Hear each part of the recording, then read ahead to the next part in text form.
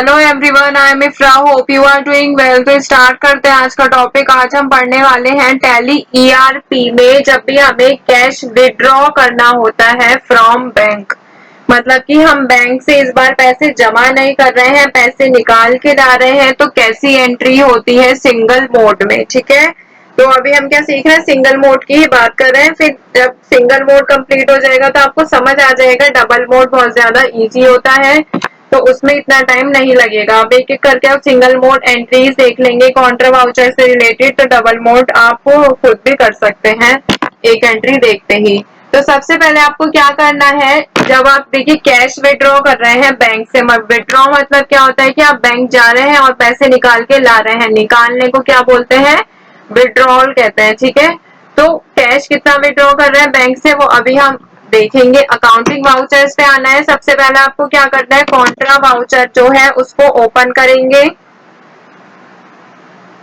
तो यहाँ पे हम कर लेते हैं F4। F4 इसका शॉर्टकट होता है, आपको बताया था। अब देखिए यहाँ पे क्या है, डबल मोड आ रहा है। डबल मोड आ रहा है मुझे कैसे पता है, क्योंकि यहाँ पे क्रेडिट और डेबिट लिखा हुआ आ रहा है। जो सिंगल मोड होता है उसमें यहाँ पर अकाउंट के आगे एक बॉक्स आता है, उसमें हमें लिखना होता है। तो F12 पर प्रेस करेंगे। F12 पर प्रेस करते ही कॉन्ट्रा का जो कॉन्फ़िगरेशन है इसका सेकंड ऑप्शन आता है यहाँ पर, use single entry mode for payment receipt and Contra vouchers. तो आप सिंगल मोड वाला जो ऑप्शन है यहाँ से इसको यस कर देंगे तो आपका जो सिंगल मोड है वो इनेबल हो जाएगा, जो डबल मोड है वो कॉन्ट्रा से हट जाएगा।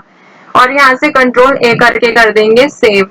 अब देखिए कॉन्ट्रा वाउचर का सिंगल मोड जो है यहाँ से ओपन हो गया है। अब यहाँ पे क्या है कि जब हम अकाउंट में पैसे जमा कर रहे थे तो हम यहाँ पे अकाउंट के आगे क्या लिख रहे थे, बैंक का नेम लिख रहे थे। ठीक है, क्योंकि बैंक में पैसा जा रहा था। अब यहाँ पे अकाउंट के आगे क्या करेंगे, बिल्कुल इसका ऑपोजिट करना है।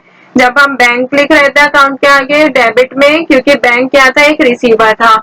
तो आपको बता देती हूँ जो एंट्री आज हम अभी फर्स्ट करने वाले हैं। तो कैश विड्रॉ कर रहे हैं 5000 फ्रॉम बैंक। अब देखिए यहाँ पे कैश अकाउंट जो है वो क्या होता है, रियल अकाउंट होता है। तीन तरह के अकाउंट्स आपको बताए थे, रियल, पर्सनल और नॉमिनल अकाउंट, तीनों के रूल्स भी बताए थे। तो cash account is the real account, and real account का रूल क्या होता है, डेबिट क्या होता है जो बिजनेस में आता है कैश, क्रेडिट क्या होता है जो कैश बिजनेस से जाता है। और बैंक की बात करें तो बैंक क्या होता है, एक पर्सनल अकाउंट होता है। पर्सनल अकाउंट का रूल क्या होता है, debit the receiver and credit the giver. तो इसकी एंट्री क्या बन रही है, cash account debit to bank account. तो हम बैंक से पैसा निकाल के ला रहे हैं, इट मींस बैंक क्या रहेगा, अब की बार क्रेडिट रहेगा। तो आपको मैंने बताया था कि सिंगल एंट्री मोड में कॉन्ट्रा वाउचर में जो चीज क्रेडिट रहती है वो कहाँ पर आएगी, नीचे आएगी, पर्टिकुलर्स के नीचे। जो डेबिट रहेगा वो आएगा ऊपर।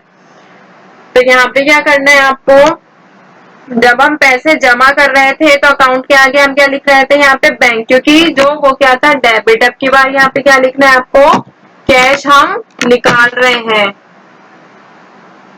और क्रेडिट क्या रहेगा, कैश क्या हो रहा है यहाँ पे, बिजनेस में आ रहा है, इसीलिए वो क्या हो गया, यहाँ पे डेबिट हो गया। देखिए कितना कैश है, अभी चेंज हो जाएगा, 489,000 यहाँ पर है, मतलब 4,89,000 करंट बैलेंस।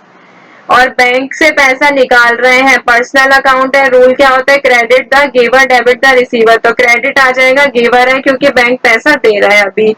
तो यहाँ पे क्या करना है, आपको बैंक सिलेक्ट करना है। जैसे अभी हम कर लेते हैं यहाँ पे axis bank.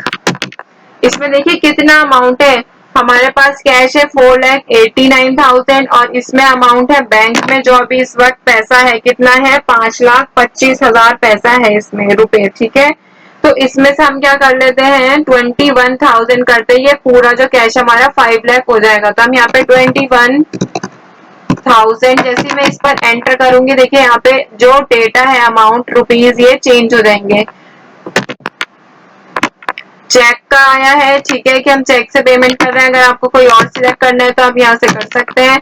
Check range I है, यहाँ पर नॉट एप्लीकेबल आ रहा है अभी, वैसे आता है इसमें। ठीक है, और यहाँ पे क्या है, इंस्ट्रूमेंट नंबर जैसे 142 डाल देते हैं, यहाँ पे डेट डाल देंगे।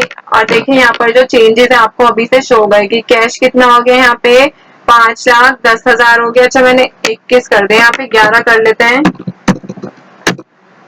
अब हो जाएगा। 5 लाख, और इसमें जो एक्सिस बैंक में 5,25,000 था उसमें से 11 माइनस करेंगे तो 5,14,000 यहाँ पे बचेगा। और यहाँ पे लिख लेते हैं कैश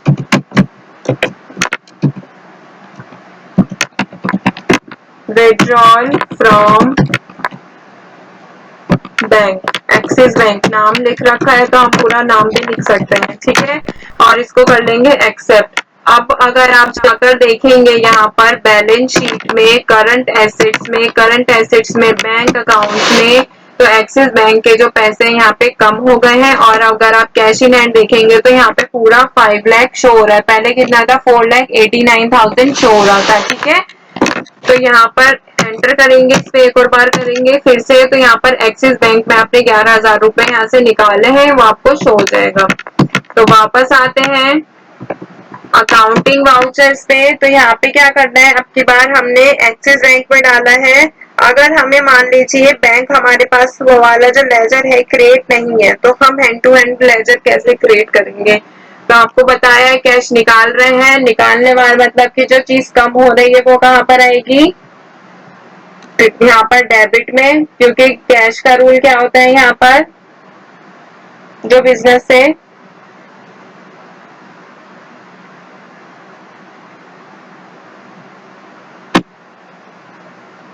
तो यहाँ पे लिख देंगे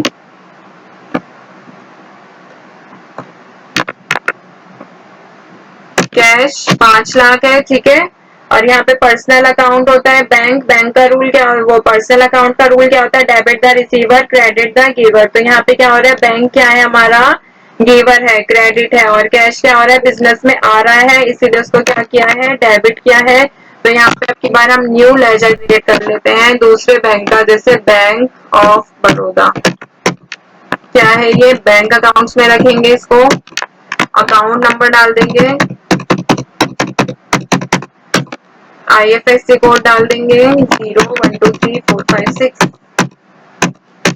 और इसको एड्रेस डालना चाहते हैं एड्रेस लिख देंगे, यहाँ पे पिन कोड लिखेंगे, कंट्रोल ए से ये लेजर जो है क्रिएट हो गया। अभी देखिए इसमें कुछ भी अमाउंट नहीं है, तो हम बैंक से पैसे निकालेंगे ना तो यहाँ पे वो माइनस आएंगे। मैं इसीलिए आपको न्यू लेजर क्रिएट करा रही हूँ, जब अगर हमारे बैंक में पैसे नहीं है, अगर हम फिर भी उसका लेजर बना लेते हैं, जैसे मैं यहाँ पे 1,000 ही ऐड करती हूँ, तो यहाँ पे देखेंगे तो वो रेड आ रहा है। अगर हमें ये रेड शो नहीं करना है तो आप क्या करेंगे, यहाँ पर बीओ जो भी हमारा लेजर है उसके ऊपर कंट्रोल एंटर एक साथ प्रेस करेंगे, ये वाला जो लेजर है वो क्रिएट हो जाएगा। और इसमें जो ओपनिंग बैलेंस है आप यहाँ पर लिख सकते हैं, फिर वो नेगेटिव बैलेंस शो नहीं होगा, ठीक है।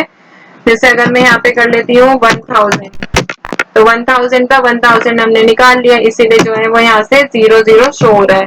बट हम क्या कर रहे हैं, अभी हम इस वाले बैंक में डालना ही नहीं, हमें कौन से बैंक में डालना है, SBI में डालना है। SBI में पहले कितने रुपए, 15,000 रुपए है, 16 थे, अब इसमें 1,000 जो है ऐड हो गए हैं, 5,01,000 है। इसमें अगर मैं यहाँ पे 2,000 करती हूँ तो यहाँ पे देखिए 16 थे, यहाँ पर 5,02,000 हो गए, और 16 में से 2 माइनस हुए तो 14,000 यहाँ पे बचे। एंड ऑफ लिस्ट करेंगे, यहाँ पे लिखेंगे कैश बीइंग भी लिखते हैं, ठीक है, नरेशन में सबसे पहले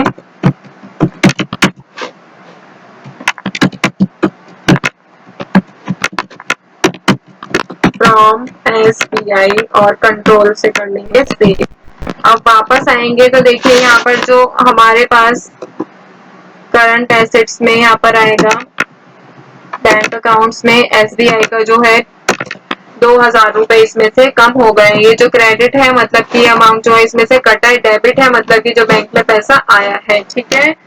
तो आपको पता है बैंक में पैसा डेबिट क्यों था, क्योंकि पर्सनल अकाउंट है, रूल यही कहता है कि debit the receiver and credit the giver. इसमें कैश इन हैंड में आप चाहेंगे तो 2,000 रुपए आपको SBI का दिखा देगा, debit the receiver and credit the giver, ठीक है। मतलब कि बिजनेस में जो आता है what comes in that is debit and what goes out from business that is credit.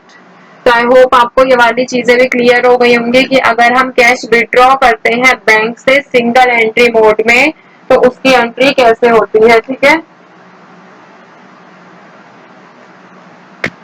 तो यहाँ से बाहर जाएंगे, अगर आपको इसको दूसरी जगह पर देखना है तो डिस्प्ले पे जाके डे बुक में भी आप यहाँ पर देख सकते हैं, जो हम नई एंट्री करते जाते हैं वो यहाँ पर ऊपर शो होती जाती है। कॉन्ट्रा वाउचर सबसे लास्ट में की ये दोनों एंट्री आपको यहाँ पर शो हो जाएंगी, ठीक है। और यहाँ पे क्या कर सकते हैं, ट्रायल बैलेंस में आकर भी आपको यहाँ पर दिख जाएगा। करंट एसेट्स होता है बैंक अकाउंट में, तो बैंक अकाउंट यहाँ से दिख जाएगा, जो कि हमें बैलेंस शीट से भी यहाँ पर आप देख सकते हैं। चाहे तो यहाँ पे देखिए या फिर वहां पर। अगर आप यहाँ पे लिस्ट ऑफ अकाउंट्स में आएंगे तो यहाँ से भी आप देखिए बैंक में आपको ये सारा शो हो जाएगा। एक्सिस बैंक है यहाँ पे लेजर, यहाँ पे कितने तरह के आपके बैंक से ये जितने भी लेजर से आपको यहाँ पे शो हो जाएंगे। ठीक है, तो आई होप आपको ये सारी चीजें जो है वो समझ आ गई होंगी कि कैसे हम बैंक से रिलेटेड एंट्रीज कर सकते हैं, कि हमें चाहे पैसे जमा करने हो या फिर पैसे निकालने हो, मतलब कैश डिपॉजिट करना हो या फिर विड्रॉ करना हो किसी भी बैंक से, सिंगल एंट्री मोड में हम उसकी एंट्रीज जो है कैसे करते हैं। तो ये वाला टॉपिक जो है यहीं पर एंड करते हैं। नेक्स्ट में देखेंगे कि अगर हमें फंड्स को ट्रांसफर करना होता है एक बैंक से दूसरे बैंक में, तो कौन सा बैंक रिसीवर बनेगा, कौन सा बैंक गिवर होगा, ये दोनों चीजें देखेंगे, क्योंकि दोनों ही सेम कैटेगरी के अकाउंट्स में आएंगे, पर्सनल अकाउंट्स में। तो इसको करते हैं एंड यहाँ पर stay tuned and thank you.